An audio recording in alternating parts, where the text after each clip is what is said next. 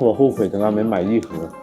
哦，真的，我真的没有在夸张，真的好好喝。他家为什么不开来北京？为什么？为什么？为什么？落地上海就蝴蝶喊娘说：“老板，赶紧带我来这一家吃下午茶。”